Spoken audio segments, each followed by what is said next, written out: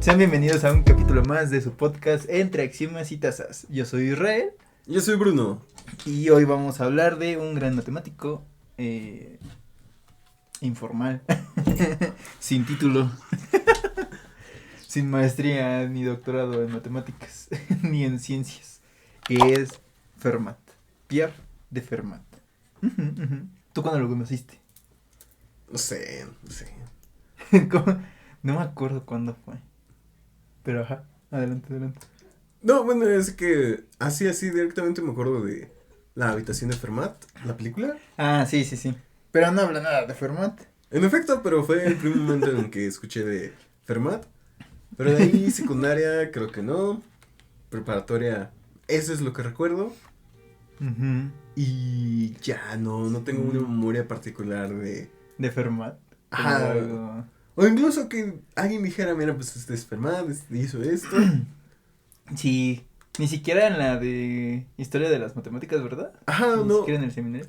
No llegamos ahí. En general, Uh-huh. creo que en sí, mi primera apreciación de Fermat y sus teoremas, me lo explicaste tú. No manches, ¿en serio? Sí, en preparatoria en último año, cuando coincidimos, me platicaste del último teorema. Uh-huh. Todo. Pues, ajá, más Todo que nada obsesionado desde ese porque... tiempo. O sea, tengo al menos 2 libros que hablan de Fermat. El que es el enigma de Fermat, de Simon Sink. Y uno de por allá como de... No me acuerdo cuál es el otro. Vitaminas matemáticas seguramente. No me acuerdo de qué autor. Ah, Claudia Alcina. Y pues hablando un poquito de Fermat, pero este en particular que es el enigma de Fermat. Este es toda la historia de lo que se necesitaba para hacer Fermat, o la importancia del último teorema de Fermat. Hablan de muchos personajes, Euler, por ahí, teoría de números, y pues terminan con la historia de Andrew Wiles para pues la demostración de ese teorema. Te lo voy a dejar aquí como decoración. Pero sí, no me acordaba que yo te lo presenté como más a fondo.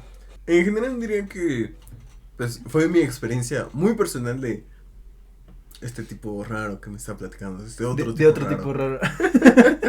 Que no es tan raro, pero un poquito sí. No, bueno, no lo sé. Ahorita vamos a seguir profundizando. Hay una parte de mí que se siente identificada con Fermat. Como de no demostrar lo que dice. no apuntar como de, sí, claro, X a la N. Ahí está, ya quedó. No tan así, ahorita vamos viendo. Vamos a ver. Comencemos. Bueno, pero ¿qué es lo importante de conocer de Fermat? O sea, sabemos que es el último teorema de Fermat es como el más famoso, en general en la comunidad matemática.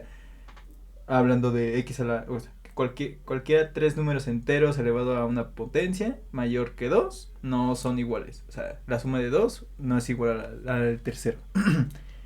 Pero algo muy importante de Fermat es de que él no es matemático por título, sino matemático por dedicación, ¿no? O sea, como por hobby, más que matemático como título. Nunca estudió matemáticas formales. Bueno, nunca estudió en un colegio matemáticas formales, pero sí estudió matemáticas de libros. Que en ese momento me encantaría tener de esos libros antiguos, porque es como de... ¡Ajá! Porque ahí hacía sus anotaciones. O sea, él agarraba el libro que hablaba de álgebra y ahí hacía anotaciones, hacía lo demás, y pues de hecho de él se conoce más las cosas que hacía por esas anotaciones que en sí por cosas de que él escribiera así algo en particular, y cartas y esas cosas, pero llegaremos a ese punto. Ok, vamos a hablar primero un poquito de la época de Fermat. ¿Sabes cuándo nació? Sí. No. Me acabas de decir que no sabes. No. Justamente no o sea, sé que muchos dicen 1601, porque también en el libro de los grandes matemáticos, en la historia particular de Fermat, dice 1601, pero como con duda, como de, muchos ya están diciendo que 1601, ay, 1601, pero no hay como algo tan específico que afirme, porque lo ponen en duda, todavía lo ponen en duda, pero de que estuvo en el siglo XVII, estuvo en el siglo XVII. Ok, pues bueno, ¿qué estaba pasando en el siglo XVII? Muchas cosas. Mmm, debí haber leído más de esto. Digo, esta época no la ubico tanto, pero pues es el punto más alto de el colonialismo de las ¿Quieres dar potencias de como Europa. contextos históricos alrededor? Pues sí. Pues España ya había ya nos había colonizado, en efecto. ya casi llevaba 100 años de colonizar toda América, casi toda América. En efecto, un punto antes. Imperios, este, españoles, ingleses, franceses. Alemania todavía no estaba como el villano del mundo. No, de hecho todavía no nacía, era pues los estados. Ajá, como solo ahí unido. No, de hecho por separado. Ajá. Existía Prusia, ni siquiera estoy seguro si existía Prusia. Ese sé que existía el siglo siguiente, pero bueno. Pero sí, ahí mismo. Es que en 1600 la cuna del conocimiento, pues era prácticamente 1500 era el Renacimiento, que es Italia, Ujú. y de ahí se esparce a lo que está más cercano, que pues es Francia. Y pues ahí están los griegos, y lo que vaya ahí, pues se van a los países nórdicos, que no son los países nórdicos que nosotros conocemos actualmente, porque después se unen, se separan, hacen cosas con su territorio, pero los ingleses pues ya estaban ahí. Y más que nada, pues, ¿Italia habrá tenido tierras en África? Supongo que sí. Sí, pero en ese momento todavía no, porque en general se consideran como estados pontificios Ajá. y en algún momento del siguiente se independizaron y después consiguieron tierras en África. Ujú. Entonces todavía no existe Italia como tal. Sí, sí, sí. No, pero me refiero como al lugar geográfico, ubicarlo, que ahí inició más o menos el Renacimiento. Roma ya existía, entonces Roma, prácticamente. Ok. Ujú. Mm, bueno, aquí podemos destacar la parte científica. Varias mentes están chambeando duro en cuestión de nuevos descubrimientos. Ujú. De hecho, justamente podemos destacar a Descartes. ¿Por qué? ¿Por qué descartar a Descartes? Un juego de palabras. ¿Pero por qué? Lo noté. También tenemos entre estos momentos a Mersenne y a Pascal. Merced un cura. Sí, ¿no? Era religioso ese vato. Así es. Bueno, algo muy importante de 1600 es que se nos fue hace ratito, pero justamente están los nombres de físicos, por así decirlo, astrónomos, Ujú. más que matemáticos, que por eso ahorita no nos sonaba tanto, pero estaba Galileo Galilei, estaba Giordano Bruno, que para los que quieran conocer un poquito más de esas historias, están en el capítulo de la edad moderna de los herederos en el canal. Ahí se los dejo en la etiqueta, por si le quieren echar un vistazo. Hablamos unos 5 o 6 minutos de Giordano Bruno, porque pues da algo importante en la astronomía. Y también está William Shakespeare, que publicó Hamlet en 1601, el mismo año que nació Fermat. De hecho, un dato curioso es de que en algunas obras está prohibido decir Hamlet, porque Hamlet en la historia pues es como trágica, mueren el tío además, bueno, el tío mata al padre, el, el sobrino no sabe que el tío mató al padre, después el fantasma viene, muchas cosas. De ahí se inspiró el Rey León. Pero en obras de teatro se dice que si tú dices Hamlet en una parte de ahí, como que a partir de ahí todo se arruina. Todo, como que hay una maldición con la palabra y el escenario todo sale mal en la obra. Curiosamente, hablando de eso, en Hamilton, el musical de Lin-Manuel Miranda, como a la mitad del tiempo, o sea, ya en la segunda parte, dice Hamlet cuando le habla a Angelica, como de Washington es Macduff. Ay, no me acuerdo qué frase dice en específico, pero dice como Hamlet, o sea, habla de Hamlet. Y a partir de ahí, el que lo dijo, o sea, Hamilton, toda su vida se empieza a desmoronar. Porque ya empieza lo de María Reynolds, el gabinete, que lo quitan, todo, que su hijo se muere y ya hasta el final. O sea, ya fue como la decadencia. Subió, to decline, y descendió a partir de que dijo Hamlet. Está curiosa esa referencia. Luego, en la cultura y el arte se enmarca el inicio del barroco. Pero, justamente lo gótico, que fue antes del barroco, es algo muy hermoso. Bueno, se dedicaban a hacer cosas muy, muy creativas. Las gárgolas, en particular, que eran para desechar agua, porque para que se viera bien, en lugar de poner solo como que el agua chorreara, le ponían la gárgola y por eso tienen las bocas abiertas, ¿no? Y dan miedo. Para que también espantar a las palomas y esas cosas, pero después de un rato como que las palomas dijeron, no se mueven. Y ahí se quedaron.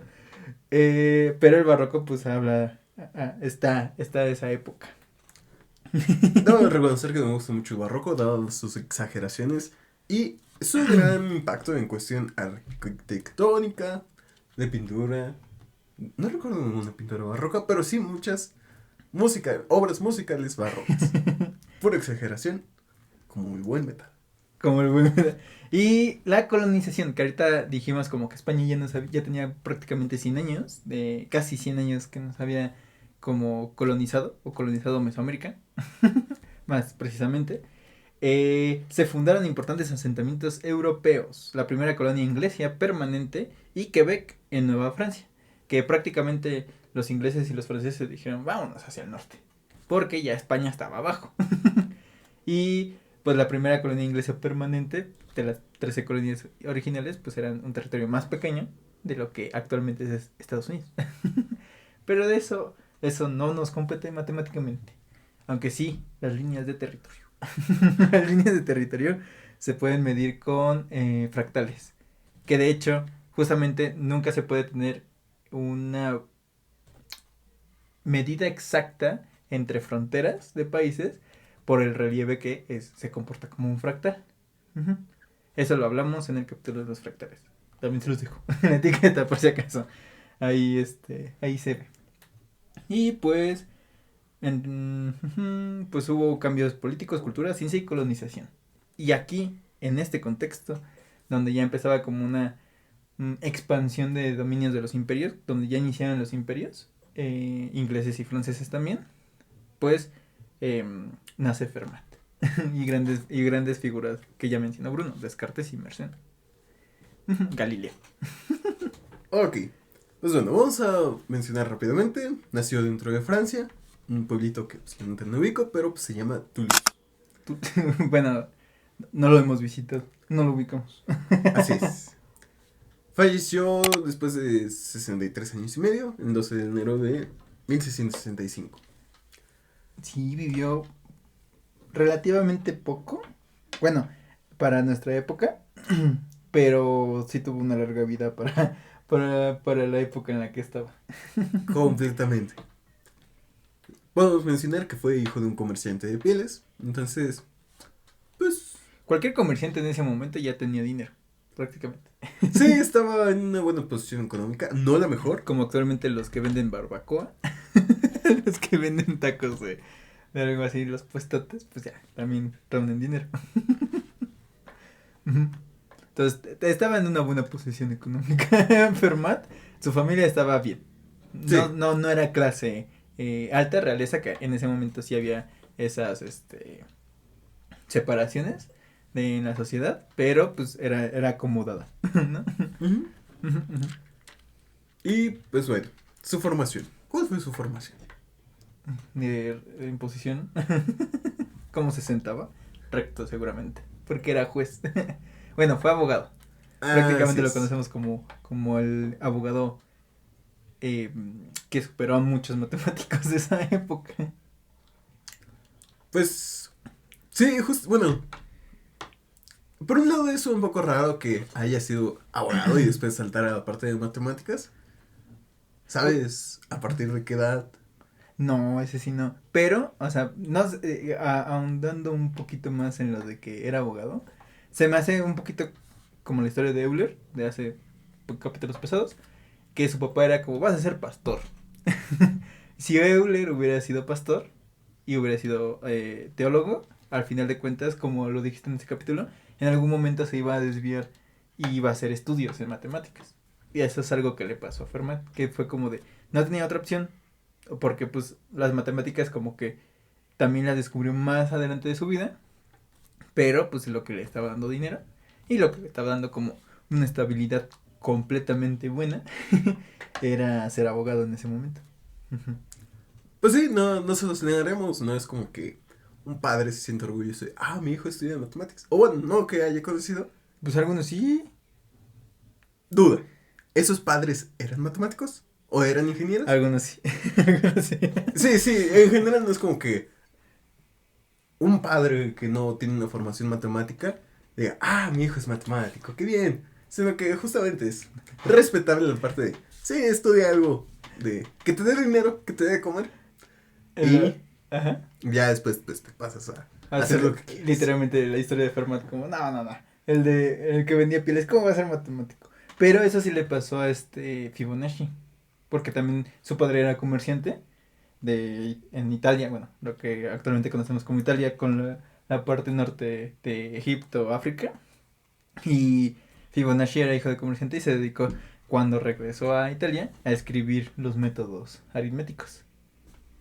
Entonces, aunque fue más como curioso, pero sí, en esos momentos, al menos en esos momentos, ser matemático como de ciencia, si eras bueno, era como de qué orgullo. Actualmente, como ya somos un buen de personas y la desinformación sobre el impacto de las matemáticas y esas cosas está cañoncísima, pues sí es como de, ¿qué es eso?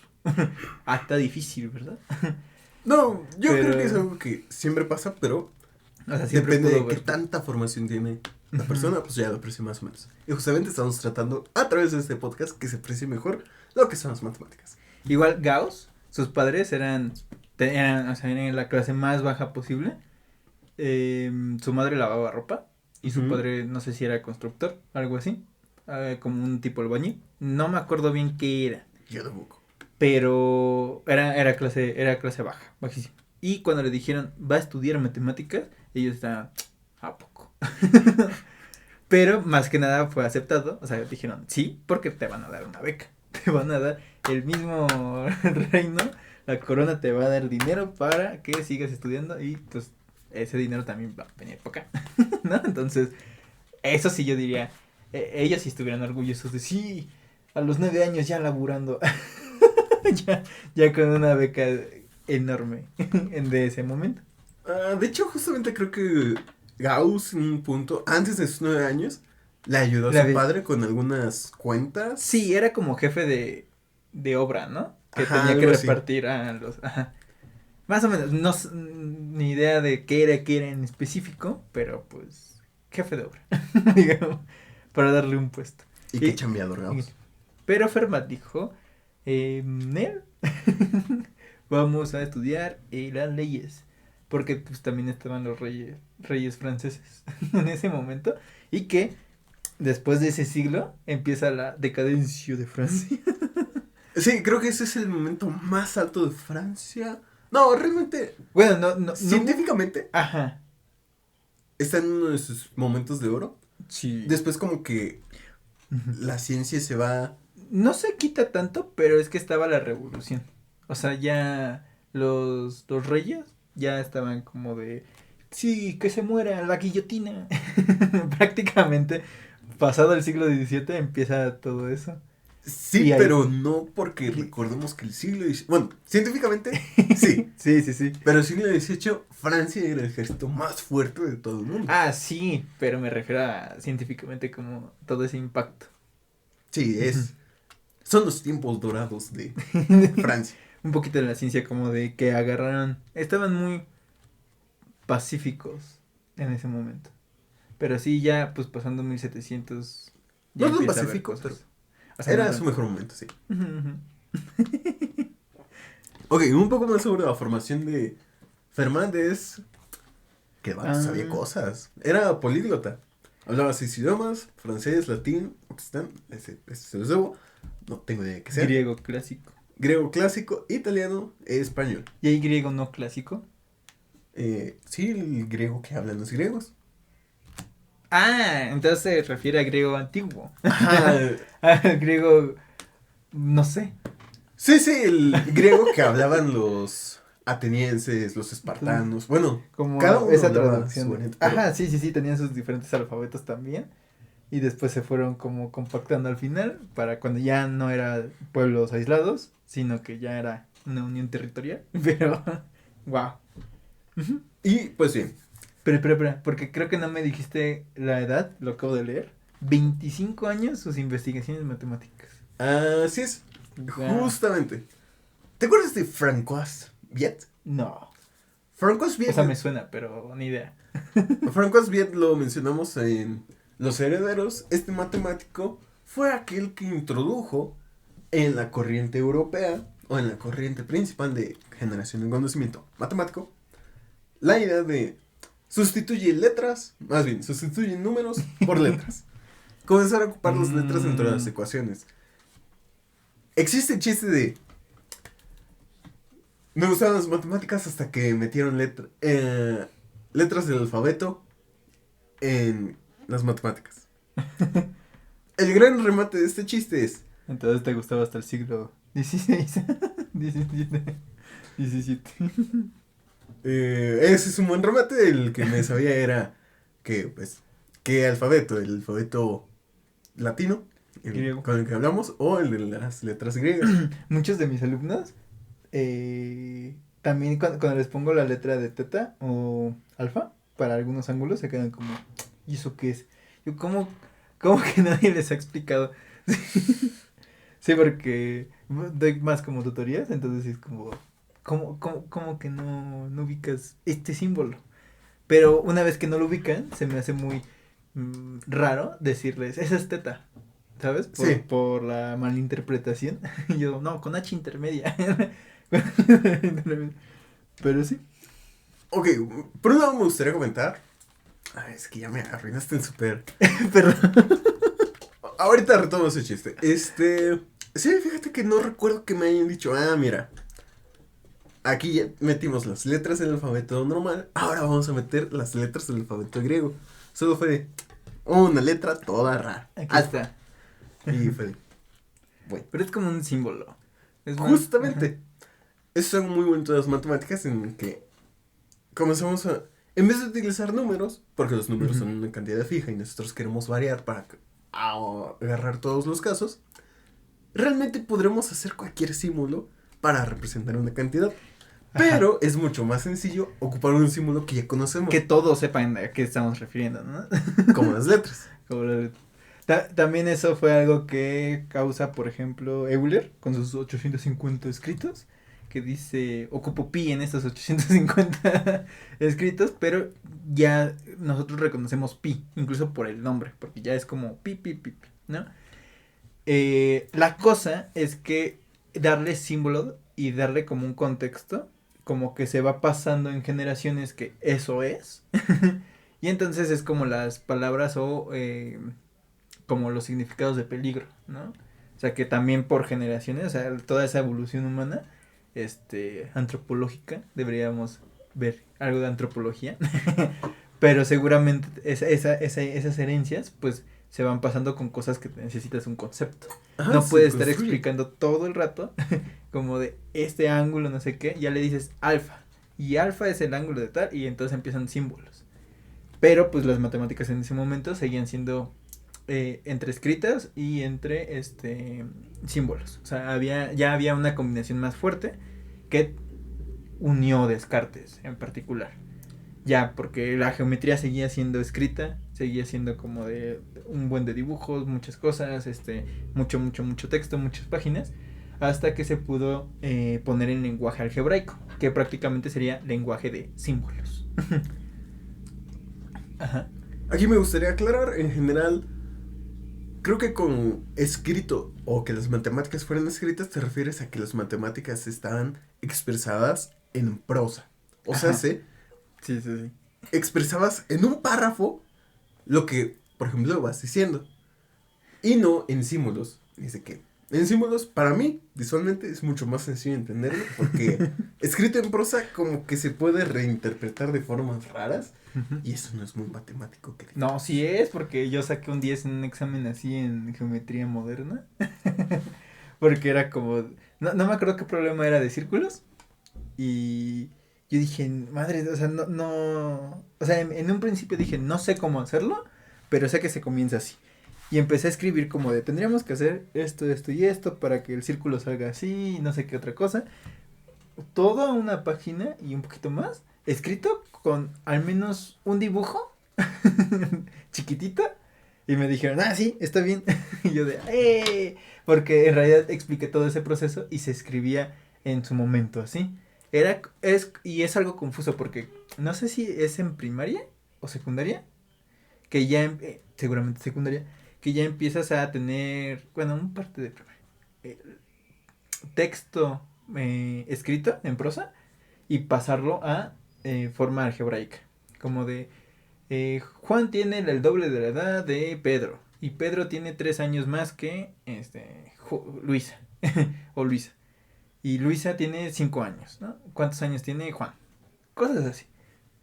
Todo eso se puede expresar en prosa y lo puedes resolver ahí, pero también lo puedes expresar a nivel algebraico y resolverlo ahí. Pero ya no nos desviemos un poquito más. ¿Cuál era tu chiste? Bueno. De las matemáticas. Era justamente el nivel básico de esto de no me gustaban las matemáticas una vez que le metieron el alfabeto.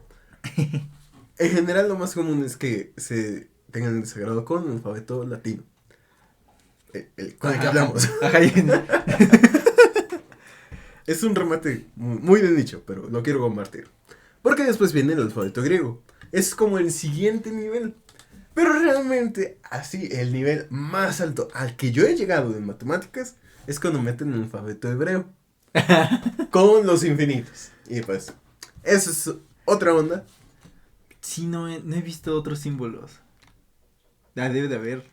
Pues es que en un principio ya es una combinación de todo. Nuestros números son indoarábigos, ¿no? O sea, la herencia es indoarábiga. El 1, 2, 3, esos símbolos, aunque el 7 y 8 estaban medio raros ahí y ya después se pusieron normal. Sí, no era estaban algo curiosos como estaban escritos, pero es una herencia. Y es como de, actualmente esas matemáticas, pues es estas uniones de las cosas. Ajá, se va aprovechando lo que fue siendo lo mejor de cada cultura para que justamente sean más sencillas. Y Fermat estaba en esa época donde ya estaban, pues, combinando más cosas de álgebra, ya haciendo más ciencia. Algunas partes los atacaba la iglesia, pero a Fermat no tuvo nada de controversia con la iglesia. Más que nada porque ya empezó a los 25 y pues lo reconocían más como abogado que como matemático. Y ahora justamente, ¿sabes cómo inició Fermat en... ¿Qué andaba haciendo a sus 25 años? No. Ajá, justo, no lo puse en las notas. No. Pues sí, no. Se me pasó. Resulta que Fermat lo que hacía era justamente agarraba un libro de matemáticas de los griegos. Por eso es que sabía griego clásico. Agarraba ese libro y lo estudiaba y ahí iba haciendo los comentarios. Esa fue la forma en la que se introdujo en matemáticas, además de sus conversaciones con... Es como nuestros post-its actuales. Aunque yo casi no le escribo, solo es como de la idea. De aquí hay algo. Pero sí son como post-its actuales. Aquí, una notita. Ajá. Acabo de hacer la conexión de que justamente en este momento Fermat ya se ve beneficiado por la herencia de la imprenta. La imprenta fue el final de la edad media. Ajá. Es que luego los años. También, o sea, separarlo por las épocas. O sea, nosotros lo separamos por siglos más o menos actuales. Pero no hay como una fecha exacta donde se terminó y empezó la otra. Solo fue como una evolución tan compacta, tan unida entre sí, que nada más cambió. O sea, fue un proceso. Es como si dijéramos, tenía un hueso chiquito y luego ya tenía el hueso grande para cuando creciste. Y hubo un proceso de todo eso que no se nota y que al final, pues, como entre el pasado y futuro, puedes notar esas diferencias, pero no dónde empezó a cambiar. Entonces sí, finales de la Edad Media, principios de la Edad Moderna, como en esa combinación. Bueno, iba a la parte de que en general, antes, durante la Edad Media y antes, la idea de que alguien agarrara y rayara un libro era inconcebible, dado que los libros escaseaban mucho, se tardaban años en Pero sí lo replicar. hacían. No, pues sí, pero o sea, así de que soy el rey y pues este es mi libro y pues ya aquí le hago una notita. Y justamente democratizó la imprenta los libros. Y esto permitió que pues personas no tan ricas, no tan beneficiadas, pudieran agarrar su copia y pues moverla ahí lo que quisieran. Y pues digo, es algo que podemos hacer actualmente. Y pues ya Fermat ya lo andaba haciendo porque justamente ya los libros eran mucho más baratos. Así que... Pues sí. Además de que pues era como su herencia de su biblioteca porque en esos momentos tenía dinero. O sea, significa que era letrado. Significaba que iba a tener su biblioteca. Por ejemplo, Russell, que ya es 1900, perdón. Él también estudió mucho porque su abuelo tenía una biblioteca. Literalmente. También estaba, ay, no sé si era Sophie Germain, que según yo sí, que es la que habló con sí, fue Sophie Germain, que tenía para publicar nombre de alguien más, de un muerto en una guerra, se comunicaba mediante cartas con Galileo con el nombre del muerto. Y ella también estudió matemáticas porque, no sé si era de sus padres, pero sus familiares tenían otra biblioteca. Es decir, ya eran gentes letradas, acomodadas económicamente para tener bibliotecas de ese estilo. Pero sí, pero antes sí le rayaban los libros. Pero era para escribir otro libro. Los papiros o en los cueros, era como, alguien escribía verticalmente, ¿no? O sea, escribía de aquí para allá. Y entonces el otro decía, bueno, ya no lo voy a escribir así, lo voy a escribir horizontal y aquí está el otro libro. Y así sucesivamente. Así el palimpeso creo que se llama así, de Arquímedes, se descubrió después de mucho tiempo porque era como de, uy, alguien escribió no sé qué cosa religiosa aquí. Llegaron a los monjes, lo encontró, no me acuerdo quién, en 1800, 1900, y ya hasta ahorita ya se empezó con tecnología actual, a descifrar qué decía. Pero en efecto, sí lo rayaban, pero lo rayaban específicamente para escribir otra cosa. Como trataban de borrar y escribían más. Pero en ese momento, como ya había imprenta, había ese recurso, pues sí, Fermat dijo, mejor mis notitas, nada más. En lugar de escribir otro libro, porque pues en realidad era en sus tiempos libres. Es que... Qué interesante forma de usar su tiempo libre. Curioso. Alguien se salvó de suicidarse por su tiempo, usar su tiempo libre leyendo algo de matemáticas. Okay. Eso pasó en el último enigma de Fermat. El último teorema. No me acuerdo quién, que fue el que dio un premio, el que primero dio como un pago para ver quién lo resolvía. Pero esa historia, en muy resumen, es que ya se sentía solo, estaba mal consigo mismo, con su vida, y dijo, ya me voy a suicidar hoy a las 12 de la noche. Y empezó a hacer su testamento, cambió todas las cosas, lo arregló y terminó a las 9. Y dijo, bueno, tengo que esperarme a las 12 porque ya fue como que alguien con TOC y dijo, ya a las 12, ya a las 12 dije, a las 12 va a ser. Y entonces se fue a su biblioteca, supongo que era una biblioteca algo grande, y ahí estaban como los estudios de Euler, de Sophie Germain con el último teorema de Fermat, como las investigaciones y demás. Había una demostración que tenía un fallo lógico, y él la vio, o sea, como que lo leyó y dijo, esto no suena bien, y entonces se concentró tanto en tratar de demostrar ese fallo lógico, que cuando se dio cuenta ya habían pasado las 12 de la noche, dijo, ya no me puedo suicidar. Como que encontró esa motivación. esa motivación en ese momento y dijo, ya voy a seguir vivo. Y él dio el primer premio para el último teorema de Fermat. Porque pues el último teorema de Fermat no entró en la lista de los 7 problemas del milenio, ¿no? no entró. Hilbert dijo, pues no. pero sí tenía premio a partir de ahí. Y entonces eso motivó a otros matemáticos a encontrar pues la demostración y esas cosillas. Pero Fermat, o sea, el último teorema de Fermat salvó una vida. No me acuerdo quién en específico. Déjenlo busco mientras tú continúas hablando de ello. Ok. Pues bueno, aquí justamente la forma en la que hacía matemáticas Fermat. Digo, directamente no me siento con la autoridad de decir hacía mal por el hecho de que no estaba titulado, no tenía formación académica. Ya que realmente pues no es como que hubiera aquí un super plan de estudio sobre cómo hacer matemáticas. Entonces, pues no se perdieron mucho a no formarse como matemático. Pero resulta que hay algo curioso. Hay una característica de los matemáticos del cómo piensan que se comparte con la parte de derecho. En matemáticas, a partir de los axiomas, ya hablaremos de ellos. ¿O ya hablamos de ellos? Sí, ya hablamos de ellos. Ya hablamos de ellos, ya. Está el capítulo de axiomas. Se me fue. Pues bueno, a partir de los axiomas se generan resultados.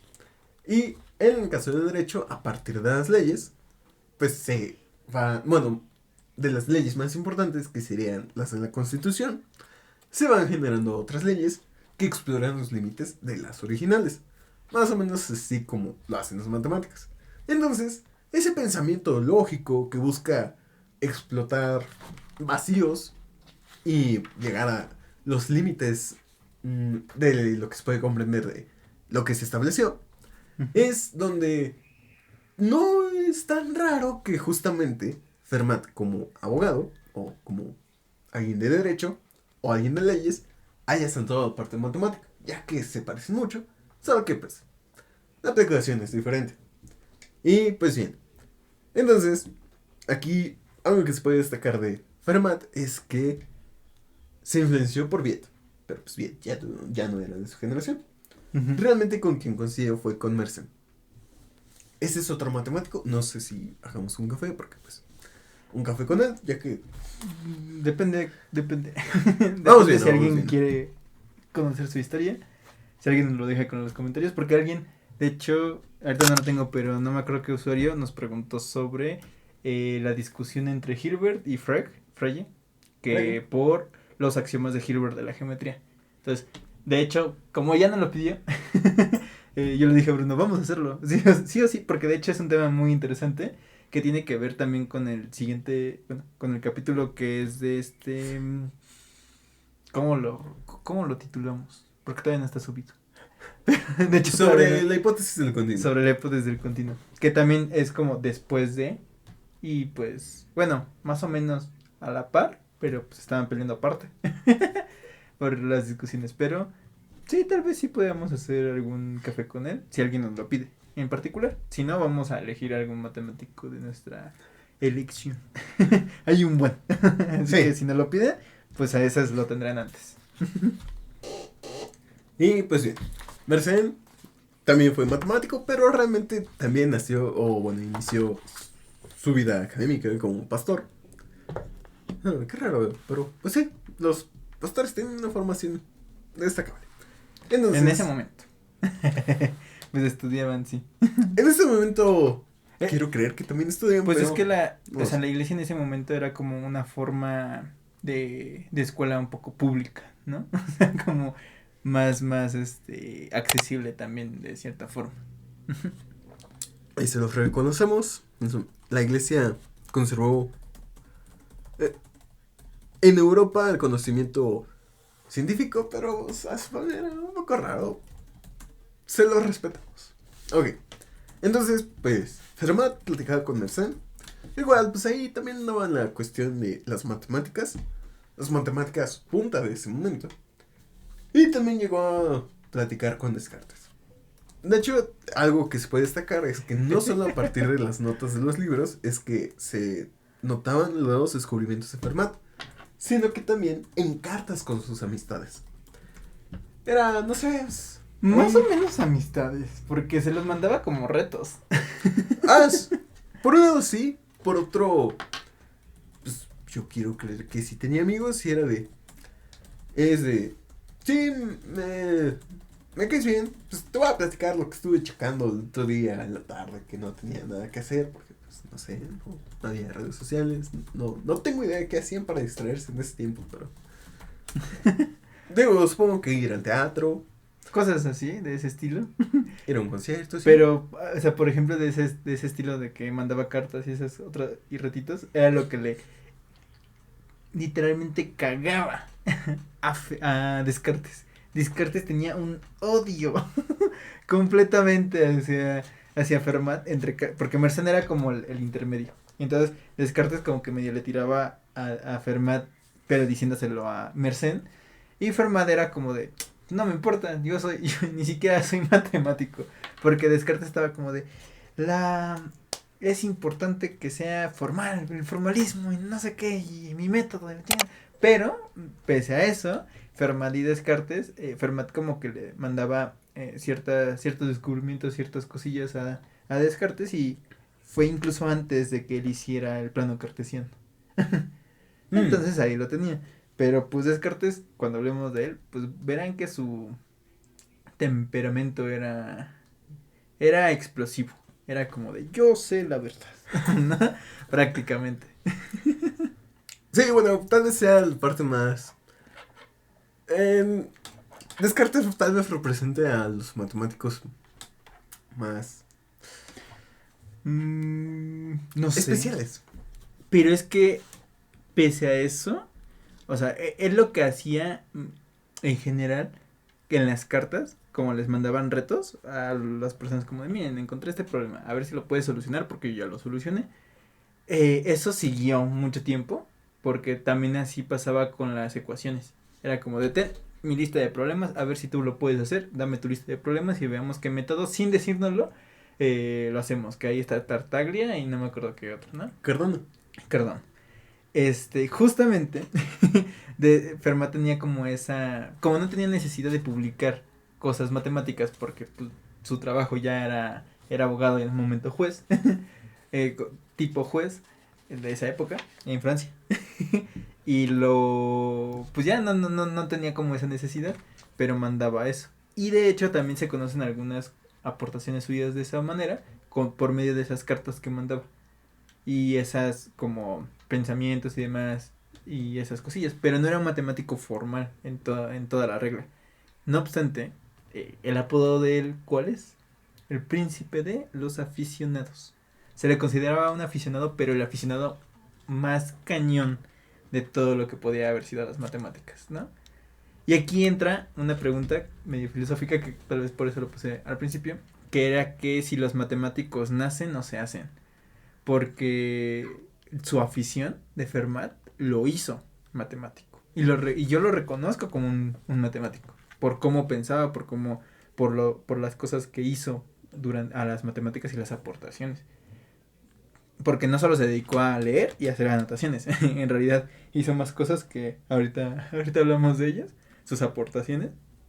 Pero en general sí, solo era aficionado porque no tenía el título de matemáticas. Y entonces tenemos la cosa que es el príncipe de las matemáticas, que es Gauss, con toda esa formación, y el príncipe de los aficionados, que si hubiera estudiado matemáticas, ¿cómo le habrán puesto? ¿No? O sea, ¿cómo le habrían puesto en realidad en la época? Pero también lo que pasa es de que Gauss se ganó ese título después de su muerte, pero ya sabiendo que era un genio en vida. Y Fermat, no diría la mayoría, pero gran parte de las cosas que él hizo, los descubrimientos, también fue después de su muerte, porque pues lo había escrito en su libro, bueno, en un libro de texto que tenía esas anotaciones, y esas anotaciones las recabó su hijo, y dijo, miren, aquí está esto, y lo mandaba, entonces fue después de su muerte, y esas cartas, y es como, esas cosillas. Justamente, algo que no encontré en mi investigación fue si tenía familia o no. Sí, tenía esposa e hijos, pero no me acuerdo cuántos. No, ok. Creí que había tenido. Al menos un hijo. Sí, tiene sentido. Al menos un hijo. Ok. Sí tuvo familia. Seguramente en este lo dicen, pero lo tengo que releer. En su momento lo leí. Ya lo leí 2 veces, pero pero en su momento lo tengo que repasar porque es toda una historia gigantísima. Ujú. O sea, Fermat, su historia es en general corta, pero todo lo que conlleva Fermat viene desde incluso tiempos atrás, porque Fermat empieza prácticamente a hacer la teoría de números. O sea, muchas aportaciones en teoría de números. Ujú. Pero vamos a las aportaciones, si quieres, Ok. para no desviarnos tanto de Fermat. Pues... Son bueno, un poquillo. No, ¿Qué? sí se le rifó Fermat. Sí, sí, sí. Eh, pues bueno, ¿sabes que él tuvo aportaciones de óptica? Sí. Bueno, o sea, sabía que había estado en el tema, pero no sé qué. Ni yo. Pero, pues bueno, al parecer lo que hizo fue mejorar algunas cosas que ya tenían antes. Mm, Digo, con mucho de la ciencia. Era algo sobre cómo se comporta la luz al ser reflejada. Antes era algo medio básico, algo con Euclides al parecer, de ujú. pues la luz se va a reflejar en un espejo con el mismo ángulo de incidencia, el de refracción será el mismo. Ajá. Y tiene sentido, ¿sí? O sea, como entra, sale. Pero sí, justamente el principio del menor tiempo sí fue lo que, como el principio del mínimo esfuerzo en física, como de la explicación más sencilla, incluso ahí empezaba con ese principio del menor tiempo. Que ese sí lo ubicaba un poquito de Fermat, como un principio. Porque pues empezó a hacer las aportaciones y fue como de, no, pues claro, el principio del menor tiempo es como de, ¿qué va a ser la luz? O sea, cómo se va a ir la luz de un lado a otro, pues del camino más corto. Es como los rayos. Los rayos lo que hacen es, necesitan no, cargas eléctricas ionizadas o aire ionizado, es decir, que tenga conductividad. Y cuando hay fricción en las nubes para generar el rayo, esa fricción lo que hace es tratar de llegar a la Tierra. Y lo hace en el camino más corto. Obviamente, como hay muchos caminos con mucha ionización, lo que hace es separarse. Y solo llega una parte en el camino que tenía la mayor energía hacia la Tierra. Entonces por eso se ve como que se separa. Y ahí es el principio del menor tiempo. Es como que hace el rayo para llegar a la Tierra, pues ocupar el mejor camino, la mejor conducción. Números primos de Fermat. ¿Los conoces? Sí, solo hay 4. Porque de hecho en el capítulo de Euler mencionamos que Euler, con su mente potente para no tener calculadoras en ese momento, dijo, ah, eh, el número 5, o sea, con el número F5 de Fermat, no es primo. Y no me acuerdo en qué lo descompuso, pero es un número gigante, son muchas cifras.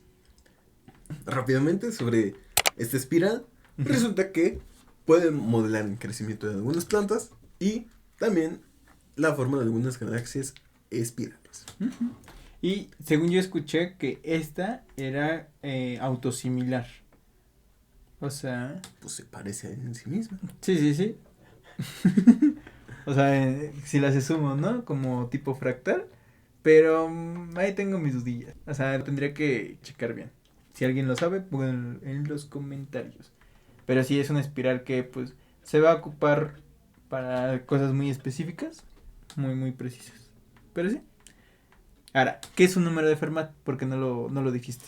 Sí, justamente. Bueno, en general debo declarar que en este momento de la historia ya se sabía que los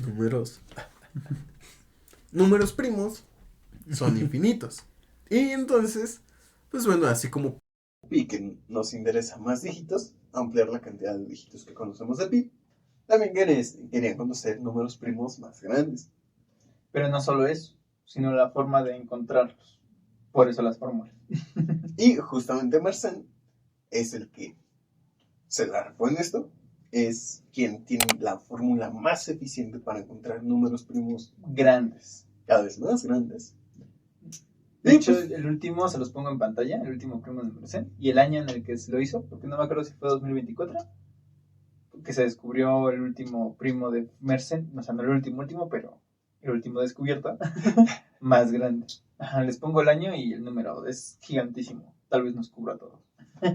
Pues sí, es inconmensurablemente grande. Ya escapa mucho sobre lo que podemos percibir que es. Ajá, o sea, ya no vemos, ya no diferenciamos la magnitud, o sea, lo grande que puede ser. Ya solo es grande, es muy grande.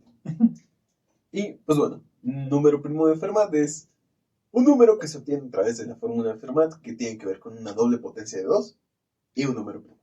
Pues, justamente 2 elevado a la 2 2n. a la p.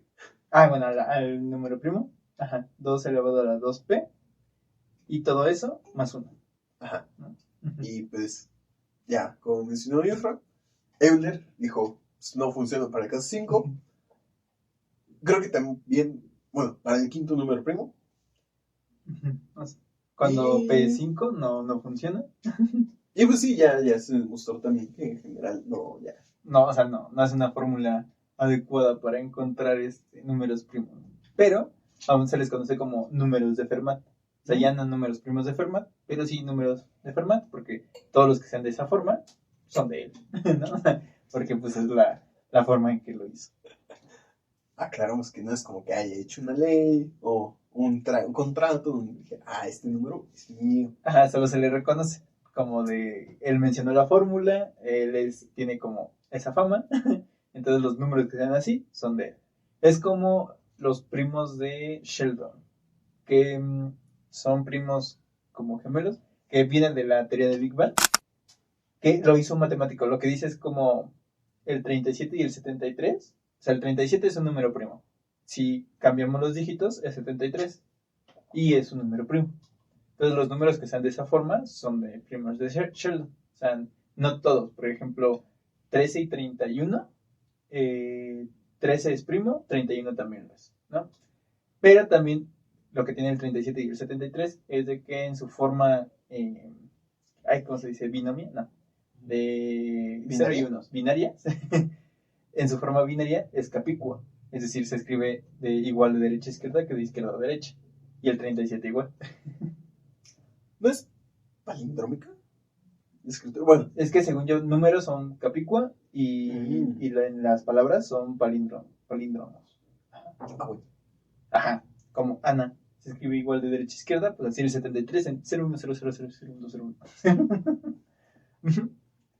Pero, pues sí, nunca. Pero lo que sí tiene este Fermat es de que esa fórmula nunca, no la demostró. Como, de nuevo era como de, miren, encontré una forma, ¿no? De algunos primos. Pero no, solo lo sugirió y fue cuando ya Euler dijo, miren, cuando P5 no funciona, bueno, el número 5. Sí, bueno, entonces recordemos que los números de Fermat son 2 potenciado a 2 potenciado a su vez, no por números primos, sino por números naturales. O sea, sé que pues, el primer número primo de Fermat es 2 elevado al 2 por, creo que 0, entonces sería 2 elevado a la 1, 2 más 1, 3.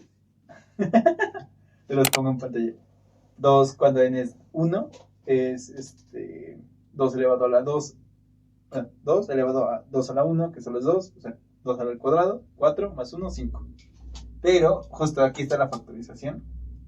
Lo voy a poner. Pero cuando llega al número n igual a 5, es 4.294.967.297, que se puede dividir entre 641 por, bueno, sus factores son 641 por 6.700.417. Se los pongo en pantalla. Y eso lo hizo Euler a mano, mental. O sea, él dijo, o sea, no solo es difícil encontrar el primer número, que son miles de millones, sino que luego de eso agarrar y buscar cómo dividirlo. Ajá, está cañón, Algo que me gustaría destacar es que las potencias son una forma de resumir multiplicaciones y eso puede hacer que sea muy potente el crecimiento de las potencias. En este caso, el primer número de Fermat es de un dígito, el segundo de un dígito, el tercero de 2 dígitos, cuarto de 3 dígitos. No, bueno, 0, 1, 2, 3. Con n igual a 3 son 3 dígitos, n igual a 4 son 5 dígitos y n igual a 5 ya son 10 dígitos. Y el siguiente son como 20 dígitos. Muchos son 6, 12, 15, 18, 20. 20 dígitos. Euler, cuidado. No. O sea, con n igual a 5 es 2 elevado a la 32 más 1. No, hombre. De hecho, esto me recuerda mucho a las torres de Hanoi. Que Sí, son potencias. son potencias del número 2, pero es menos 1, ¿no? Es como... Sí, es menos 1. Sí, se los pongo en pantalla, pero las torres de Hanoi son menos 1. Sí, En lugar de más 1. Pero sí. Ahí lo tenemos. potente. Uh-huh. Hay un pequeño teorema de Fermat. No es como que esté chiquito, solo... Pero está curioso. Son módulos. Y por eso, o sea, lo anterior, que son potencias, son números en potencias, pues es teoría de números. Ajá. Y primos. Y primos. O sea, prácticamente teoría de números. Por eso se dice que Fermat es uno de los que más aportó o inició prácticamente la teoría de números, porque pues, son estas investigaciones a partir de esto. Bueno, nosotros tenemos un pequeño teorema de Fermat que es congruente con los módulos, o sea, algo más de teoría de números, que no me acuerdo si ahí, yo creo que lo mencionamos con Gauss, porque Gauss sí hacía aritmética modular, ¿va? Que son los relojes que tienen hasta cierta cantidad de números, y como nuestro reloj solo llega hasta el 12, nosotros decimos que si la hora 18 son las 6, porque 18 entre 12 es 1, y el residuo es 6, y el residuo es el resultado. En este caso, en esa aritmética modular. Puede ser uno de los primeros resultados de teoremas que sacaron fue este Fermat, que tiene este pequeño teorema, que dice que que A elevado a la P es congruente con A módulo P. Yo lo conocía como que A elevado a la P menos 1 era congruente con 1 módulo P. Les pongo un ejemplo pequeñito. O sea, 2 elevado a la 3, que sería un número primo, tendría que ser congruente con 2 en módulo 3. 2 elevado a la 3 es 8. 8 entre 3 es 2 y su residuo es 2. Entonces su resultado es 2. Y pues continúa. Ahora, si lo hiciéramos con 2 elevado a la P menos 1, o sea, 2 elevado a la 3 menos 1, es 2 al 2, que es 4, que es congruente con 1 módulo 3. Uh-huh. Entonces sí, los dos resultados salen y esos son formas para generar teoría de números, ¿no? O sea, resultados chidos en la teoría de números. Al menos en el principio, pues creo que sí estuviste en teoría de números 1, ¿no? Conmigo. Ahí sí estábamos ocupando un buen de módulos.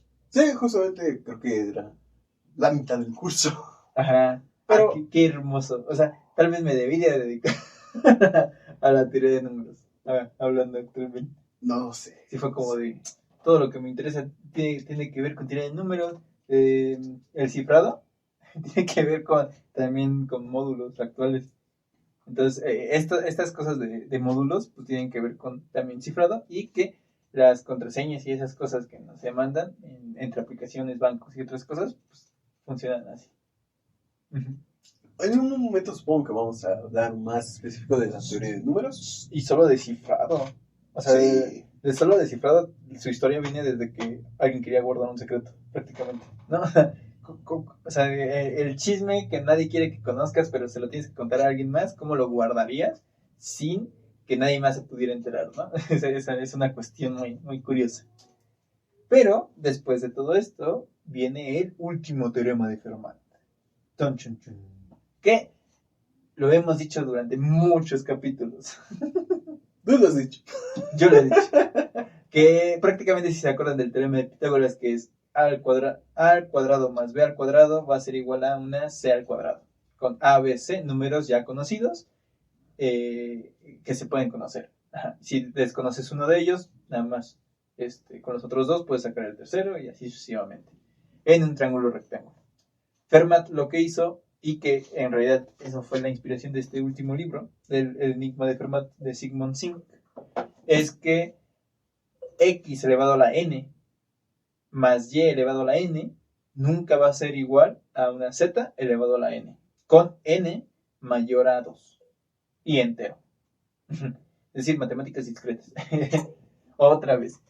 ¿Cuál fue fue el primer episodio que hablamos de matemáticas discretas, no? Supongo, sí. Con los... Está curioso, no me acuerdo cuándo fue, ya llevamos algunos. Pero las matemáticas discretas son las matemáticas que ocupan números enteros. O sea, no hay números con decimal.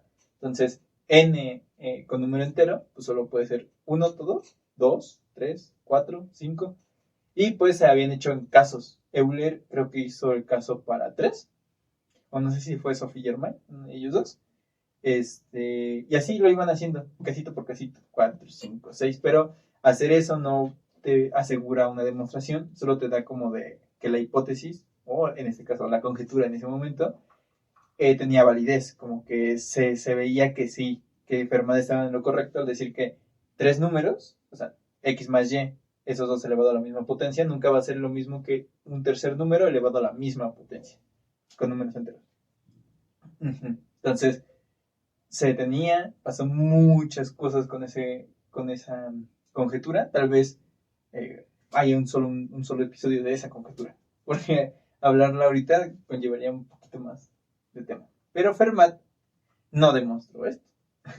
De hecho, se hizo muy famoso porque en el libro, como le decíamos que ahí hacía sus notas, decía, miren, estaba el teorema de Pitágoras seguramente, porque era aritmética, algo así. Busco el libro y se los pongo en pantalla, porque debe de haber una foto de una imagen al respecto. Y solo decía como, descubrí esto, x a la n más y a la n nunca es igual, o sea, desigual a z a la n con n mayor a 2. Entonces, y decía como, tengo la demostración de esta fórmula, pero el margen es tan pequeño que no me alcanza. Entonces ahí lo dejo. Que Fermat también se hizo muy famoso porque en realidad casi no demostró muchas cosas. Dejaba muchas cosas al aire, como de, ¿ya lo descubriste? Muy bien, porque yo lo había descubierto antes. Sí, en esas cartas que mandaba de te reto a hacer esto, era prácticamente como, ya lo hiciste, pero si quieres públicalo, pero yo lo hice antes. ¿No? Algo así. Mira, precursor del cálculo. Pues, justamente hablando de cartas, es curioso porque él desarrolló un método para obtener los mínimos y máximos de una función. Esto, curiosamente, es la única parte que no trabajó Fermat, o es uno de los pocos trabajos de Fermat que no tiene que ver con teoría de números o con las matemáticas discretas. Tiene que ver con la parte de las matemáticas... Precursoras del cálculo. ¿Cuáles son las matemáticas no discretas? ¿Continuas? ¿Así se llaman? Pues es discreta y... ¿Continua? Sí, ok, sí. Así como que no ocupaba el término. Ok, pues bueno, aquí ya los puntos decimales ya valen. Y son rayitas, no solo puntos. Al menos sus gráficas. Y entonces, el método de mínimos y máximos era la forma en la que una gráfica puedes determinar cuál es su punto mínimo y cuál es su punto máximo. Esto esencialmente es que las líneas representan algo, un modelo, un fenómeno, y las circunstancias de ese fenómeno cuando son mínimas es lo que nos puede llegar a interesar, o bien cuando son máximas. Puede ser un retorno de una inversión, puede ser la forma óptima de acomodar un área dentro de un perímetro. Realmente, para mí, es la primera aplicación en el cálculo que conocí, y eso ya es muy fuerte, pero en la teoría es mucho más. Sí, bueno, sí, en prepa nos explicaron máximos y mínimos, pero un poquito antes de eso, bueno, esos máximos y mínimos actualmente se conocen como las primeras derivadas, ¿no? Bueno, sabemos dónde hay un punto de inflexión con la primera derivada y sabemos si es máximo o mínimo con la segunda. Ustedes no lo confirmarán, pero eso se saca con tangentes, y las tangentes las empezó a hacer Descartes. Pero Descartes estuvo prácticamente igual que Fermat. Y Fermat lo estaban haciendo los dos. Justamente, Ajá. hubo un momento donde Fermat agarró, hizo su método y pues, lo publicó en una carta, se lo mandó a algunas personas. A Mersenne, por supuesto, porque siempre se lo mandaba a Mersenne. Y dentro de esta carta, en un punto llegó a justificarlo. Dio una demostración. Solo que eso es algo muy curioso. Creo que el autor solo menciona que una demostración es una forma de convencer a otra persona de que algo es cierto. Ajá. Y la demostración va a ser tan formal como lo exija el lector. Entonces, pues los primeros lectores dijeron, va. Pero hubo un momento donde Descartes se agarró y dijo, Ajá, otra vez. ¿qué es esto? Fue Descartes, chingada madre. Que lo escribas bien. Si tienes tanto tiempo para pensar esto, tienes tiempo para escribirlo con formalidad y decir si esto sí funciona para todo el tiempo, o sea, para casos específicos, escríbelo. Prácticamente Fermat es el asesor que te dice ya, escríbelo formalmente y no solo dame las ideas, escríbelo, justamente. Y que estaba obsesionado porque Fermat también era como, pero usa mi método, el método de Descartes. Aquí tengo mi librito. Sí, o sea, también Fermat era como su propio publicitario en ese sentido de ocupa mi método, ocúpalo. Digo, Descartes. Ajá. Se me van a verse los nombres, lo siento. pues, bueno, aquí hubo un momento en que Descartes le exigió a Fermat escribir bien. Y en efecto, Fermat le dijo, yo no soy matemático, escríbelo tú. no, sí lo hizo. Y a cambio, Descartes le respondió de, ojalá hubieras escrito así desde el principio. Ya ves que sí puedes, porque no. Pero es que Fermat no tenía como esa necesidad, ni siquiera buscaba prestigio con los matemáticos, por eso algunas cosas que hizo se descubrió después de su muerte. Porque era como, su afición era más retar a gente a ver si podía, y él sí podía, y él era algo que él sí podía, ¿no? O sea, prácticamente era como de, no sé, ir a apostar a los bolos o al billar, ¿no? Como de, oye, mira, yo puedo hacer esto, ¿quieres apostar? No, algo así. Me acabas de acordar de algo que se me pasó, no lo hemos mencionado, no lo anoté bien aquí. Pero, ¿de qué? También se mensajeó Con Pascal. Con Blaise Pascal. Con Pascal. Ayudó en el desarrollo de la teoría de probabilidad. Ajá, que prácticamente también funcionaba para probabilidad, ¿cómo se dice? Dependiente. ¿Qué pasa después de un evento? Condicional, probabilidad condicional. Sí, porque hay que ser formales. En este aspecto sí hay que ser formales. Probabilidad condicional. Es como la probabilidad de que pase algo después de que suceda otro evento. Entonces hay fórmulas curiosas ahí. Tiene un nombre en específico. ¡Ay, se me fue! Pero la probabilidad condicional tiene una fórmula muy, muy, muy precisa. Sí. Se me fue, tiene el nombre de un matemático. Porque de hecho lo redescubrió. O sea, Fermat junto con Pascal ya lo habían hecho. No me acuerdo quién lo redescubrió y lo sacó. Déjenme investigo rapidísimo. ¿Mover? Bueno. Pues bueno, aquí yo creo que ya sería todo lo que hizo Fermat. Más o menos. O sea, bueno, todo lo importante. Porque realmente tiene una lista muy larga de cosas en las que participó. Y cartas y más ejemplos. Bayes, teorema de Bayes, de la probabilidad condicional. Pero es que Bayes sí lo hizo en su debido momento. Porque Bayes, ¿de qué época es? Uy, no dice. pero Bayes, ajá. A ver, Tomás Bayes. Curioso que Bayes es diferente al Valle de México. 1702. Un siglo después. Nació en 1702, casi después de la muerte de Fermat, algo habrán pasado, pero casi en el siguiente siglo fue donde Bayes hizo otra vez el teorema de Bayes para la probabilidad condicional. Pero la probabilidad condicional ya lo había sacado más o menos, al menos los inicios, Fermat y Pascal. Porque en general fue como de, en algún lugar de juegos de apuestas, era de, bueno, ya se nos hizo tarde, tenemos que regresar a nuestras casas, pero no ha terminado el juego. ¿Quién ganaría? Y entonces uno podría decir que ganaría el que tiene como, está más cerca de los puntos, pero se puede hacer con probabilidad, y eso era lo que hacían, que quien iba a ser el que tenía más chances, o sea, la probabilidad de haber ganado si el juego continuaba. Y eso es muy diferente a decir que él tiene más puntos que yo. Por ejemplo, en el Catán, se supone que tenemos, en el original tenemos que llegar a 10 puntos.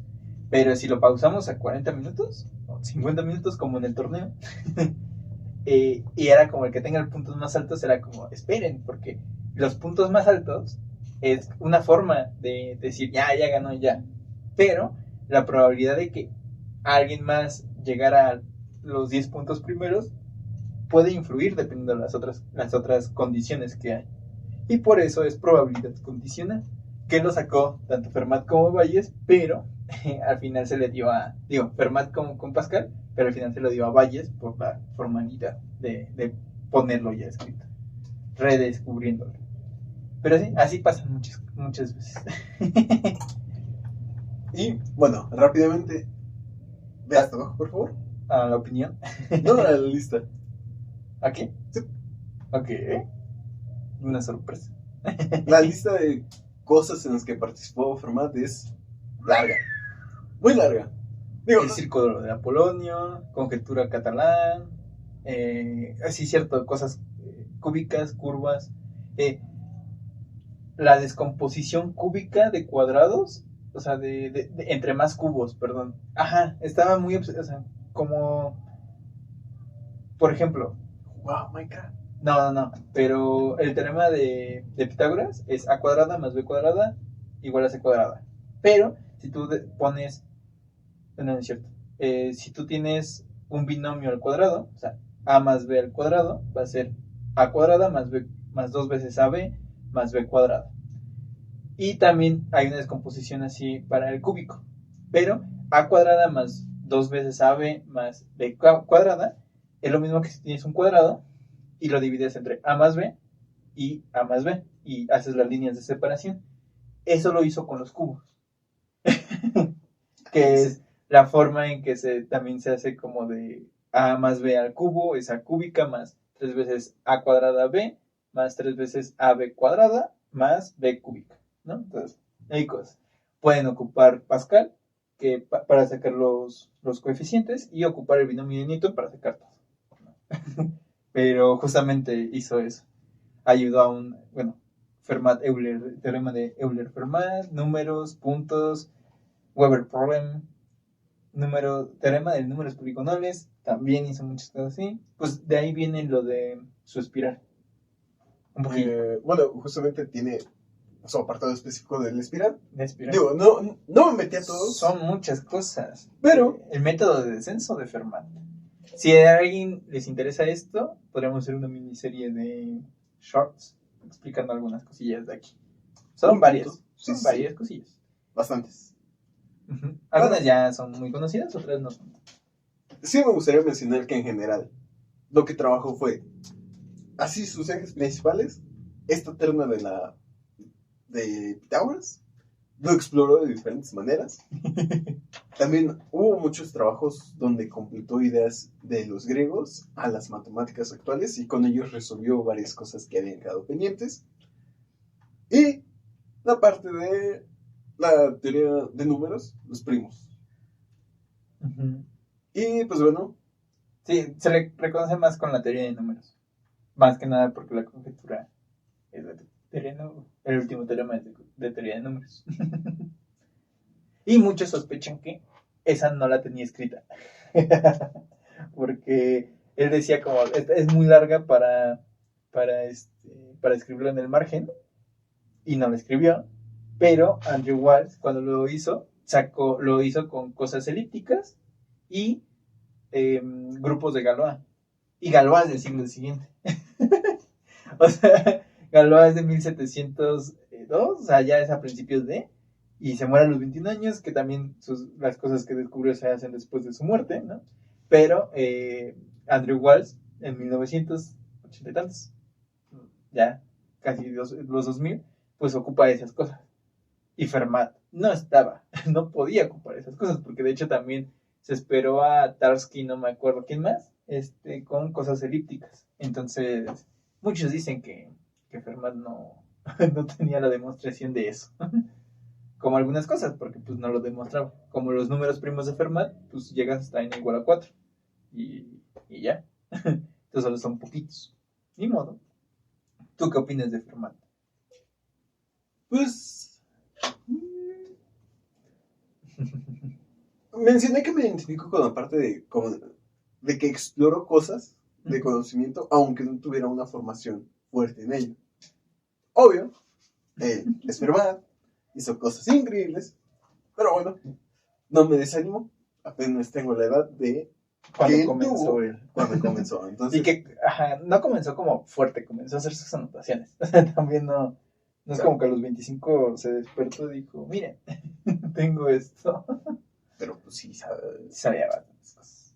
pues esos idiomas, el hecho de poder acceder a las fuentes originales, no sé dónde iría a conseguir fuentes originales. PDF de forma ilegal.